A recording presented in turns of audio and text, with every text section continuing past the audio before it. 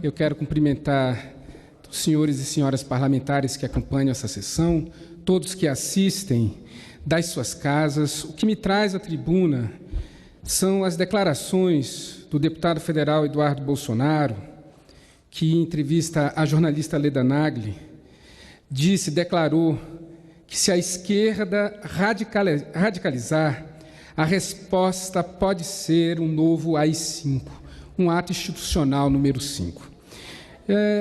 Veja, o deputado, ele se equivoca quando evoca esse instrumento, ao não se recordar, talvez, ou por não reconhecer, que em 1964 foi dado um golpe militar, e um golpe parlamentar aqui nessa casa, onde o presidente constitucionalmente eleito, o presidente João Goulart, foi deposto de maneira golpista aqui nessa casa. Então, nós vivíamos uma semidemocracia até 1968, quando o regime, acuado pelas manifestações das ruas, apelou para o AI-5 para fechar esse Congresso. Então, nós não vivíamos uma democracia, o ato institucional número 5 não foi baixado na vigência de uma democracia, com o Congresso funcionando, com as suas instituições regularmente funcionando. Foi um ato de força de uma ditadura para radicalizar.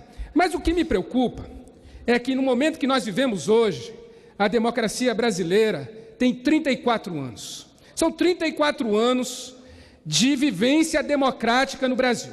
O período anterior, de 45 a 64, foi de apenas 19 anos de democracia. E nós tivemos o golpe.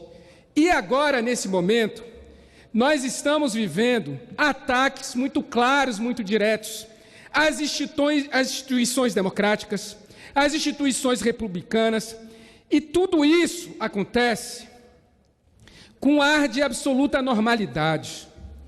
Nós tivemos aí o episódio do vídeo do leão e das hienas, onde o presidente da República deixou muito claro a maneira como ele enxerga a nossa democracia, porque é uma alegoria, né? Ele é um leão acuado que não consegue governar porque o Supremo Tribunal Federal, a OAB, os veículos de comunicação, os partidos de oposição não permitem. Então ele publica, depois ele tira, depois ele pede desculpas, diz que vai se retratar e não se retrata. Depois um assessor reafirma. Depois o filho, que é deputado federal, vem aqui para essa tribuna e faz chantagem com a oposição, que, aliás, é preciso dizer, o presidente, com essa sua metodologia de trazer o caos para o nosso país, ocupa, inclusive, um bom espaço do que é da oposição. Porque as crises que a gente vive hoje, elas são, em boa medida, criadas pelo próprio presidente.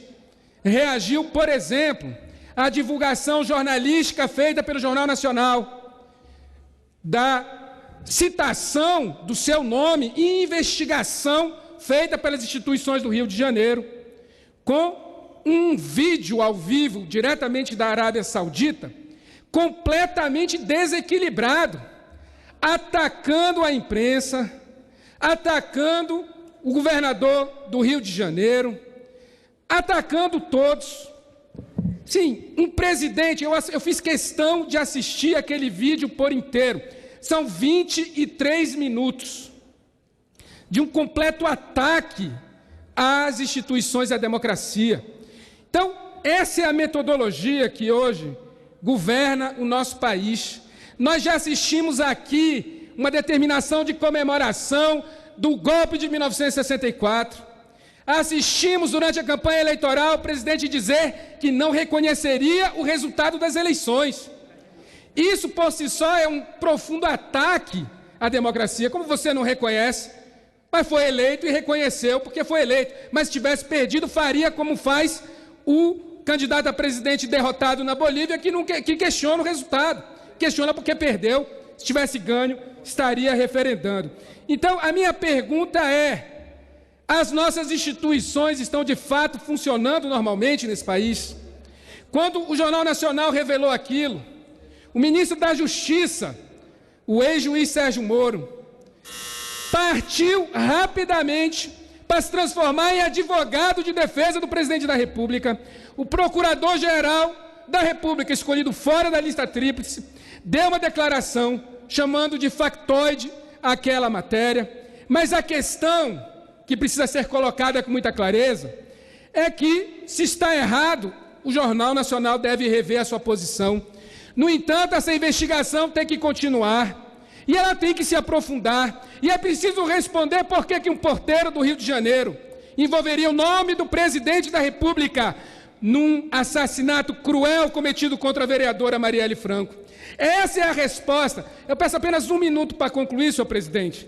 Essa é a resposta que precisa ser dada ao povo brasileiro, no momento em que o senhor Queiroz ressurge do seu desaparecimento, com áudios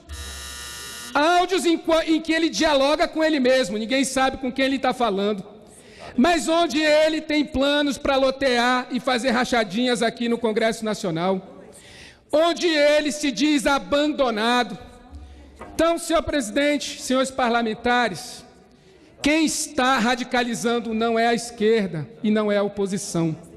Quem está radicalizando esse país é o presidente da República, são seus filhos deputados, são seus apoiadores, são eles que estão dividindo esse país como nós nunca vimos. E não dividindo para somar uma maioria. O presidente não quer ter maiorias, ele quer ter minoria.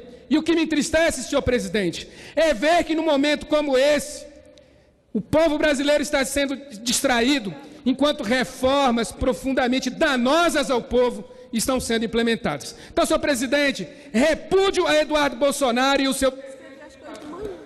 Obrigado, nobre deputado Camilo Capiberi, pelo seu pronunciamento.